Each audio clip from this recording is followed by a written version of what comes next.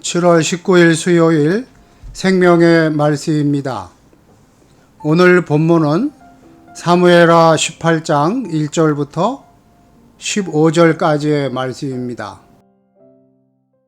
이에 다윗이 그와 함께한 백성을 찾아가서 천부장과 백부장을 그들 위에 세우고 다윗이 그의 백성을 내보낼세 3분의 1은 요압의 휘하에 3분의 1은 수리아의 아들 요압의 동생 아비새의 휘하에 넘기고 3분의 1은 가드 사람 이때의 휘하에 넘기고 왕이 백성에게 이르되 나도 반드시 너희와 함께 나가리라. 하니 백성들이 이르되 왕은 나가지 마소서. 우리가 도망할지라도 그들은 우리에게 마음을 쓰지 아니할 터이요 우리가 절반이나 죽을지라도 우리에게 마음을 쓰지 아니할 터이라.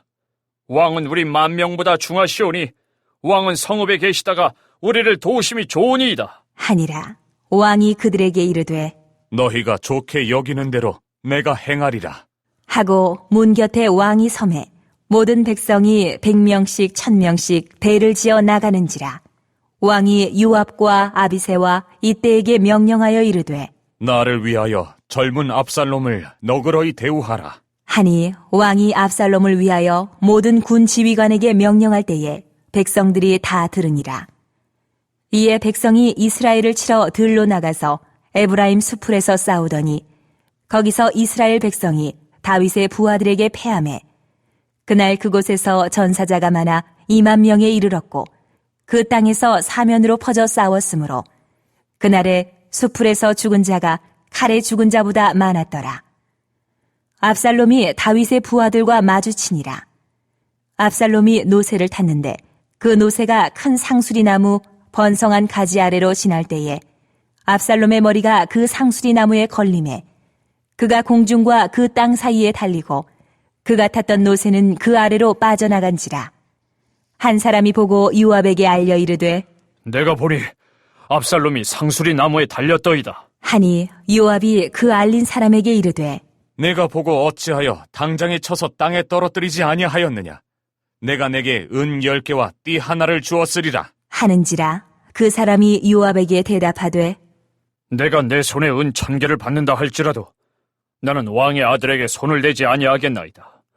우리가 들었거니와 왕이 당신과 아비새와 이때에게 명령하여 이르시기를 삼가 누구든지 젊은 압살롬을 해하지 말라 하셨나이다. 아무 일도 왕 앞에는 숨길 수 없나니 내가 만일 거역하여 그의 생명을 해하였더라면 당신도 나를 대적하였으리이다. 하니 요압이 이르되 나는 너와 같이 지체할 수 없다. 하고 손에 작은 창 셋을 가지고 가서 상수리 나무 가운데서 아직 살아있는 압살롬의 심장을 찌르니 요압의 무기를 든 청년 10명이 압살롬을 애워싸고 쳐 죽이니라. 부모를 향한 자식의 마음은 변화무쌍하지만 자식을 향한 부모의 마음은 변하지 않습니다. 반역을 일으킨 압살롬 같은 페르나일지라도 그런 자식을 사랑하는 아버지의 마음, 다윗의 마음은 변하지 않습니다. 감격적인 것은 우리 같은 부족한 자녀를 향한 하나님 아버지의 사랑이야말로 결코 변하지 않는 진정한 사랑이라는 사실입니다. 마하나임에 이른 다윗은 군대를 재정비할 수 있었습니다. 먼저 군대를 셋으로 나누어 3명의 사령관에게 맡겼습니다. 그리고 자신도 전투에 참여하겠다는 의사를 밝힙니다. 그러나 부하들은 다윗이 나서는 것을 막았습니다. 적들은 다윗을 집중적으로 노릴 테고 다윗이 죽으면 모든 것이 다 수포로 돌아가기 때문입니다. 그래서 다윗은 그들의 의견을 따랐습니다. 그러면서 사령관들에게 이렇게 명령했습니다. 나를 위하여 젊은 압살롬을 너그러이 대우하라. 이처럼 아버지의 사랑은 스스로 왕이 되고자 아버지에게 반기를 든 아들마저 끝까지 변치 않고 아끼고 품는 사랑입니다. 그런데 그보다 더 큰 사랑을 우리가 받았습니다. 죄인을 위해 아들의 생명까지도 내어주신 하나님 아버지의 사랑이 지금도 변함없이 우리에게 흘러내리고 있습니다. 인생의 자랑거리가 생명을 해하는 올무가 되다 보니까 에브라임 수풀에서 전투가 시작되었고 다윗의 군대가 압살롬의 군대를 쓰러뜨렸습니다. 그곳에서 무려 2만여 명이 전사했습니다.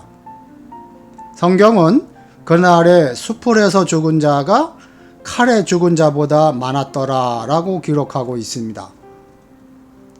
수풀에서 무슨 일이 벌어졌는지 구체적인 정황은 본문에 묘사되어 있지 않습니다. 다만 들에서 병사들이 맞붙는 백병전이 아닌 잠복과 기습의 전술이 필요한 게릴라전에서 다윗의 군사들이 반란군보다 우세했음을 짐작할 수 있습니다. 하나님은 다윗에게 일방적인 승리를 주셨습니다. 압살롬은 노새를 타고 도망치다가 상수리 나무가지에 그 풍성한 머리털이 걸려 대롱대롱 매달리게 됩니다.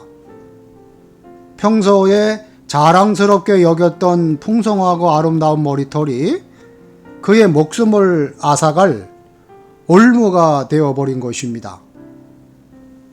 압살롬의 머리털처럼 우리의 내면의 욕심과 허영이 자라고 있지는 않습니까? 내 안에 무엇이 자라고 있는지 섬세하게 살피며 지속적으로 자르고 깎아 삶의 올무가 되지 못하도록 마음을 관리해야 합니다. 압살롬이 나무에 매달려 있다는 보고를 받은 요압은 보고한 자에게 왜 압살롬을 죽이지 않았느냐고 책망을 합니다. 만일 압살롬을 죽였다면 자기가 상을 주었을 것이라는 말도 덧붙입니다. 그러나 그 사람은 아무리 많은 상급을 받는다 해도 왕의 명령을 어길 수 없다고 단호하게 말했습니다. 만약 그가 요압의 명령에 따라 압살롬을 죽인다면 요압은 그 책임을 그에게 돌려 그를 죽게 만들었을 것입니다. 결국 요압은 다윗의 부탁을 무시한 채 나무에 매달려 있는 압살롬을 창으로 찔러 죽였습니다. 죽이지 않고 사로잡을 수 있었지만 요압은 서둘러 승리를 거두고 반란을 제압한 주역이 되는 길을 선택했습니다. 압살롬은 교만 때문에 결국 멸망했습니다. 그가 자랑하던 머리털이 오히려 걸림돌이 된 것입니다.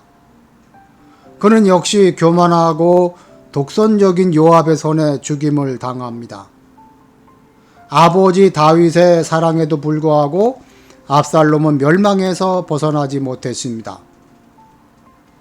인간의 사랑은 한계가 있지만 하나님 아버지의 사랑은 압살롬과 다를 바 없는 우리를 능히 구원하시고 당신의 자녀로 삼아 주셨습니다. 우리 성남교회 성도들은 그 사랑을 찬양하며 감사하며 나가는 성도 여러분 되시기를 주님의 이름으로 축복합니다. 아멘. 기도하시겠습니다.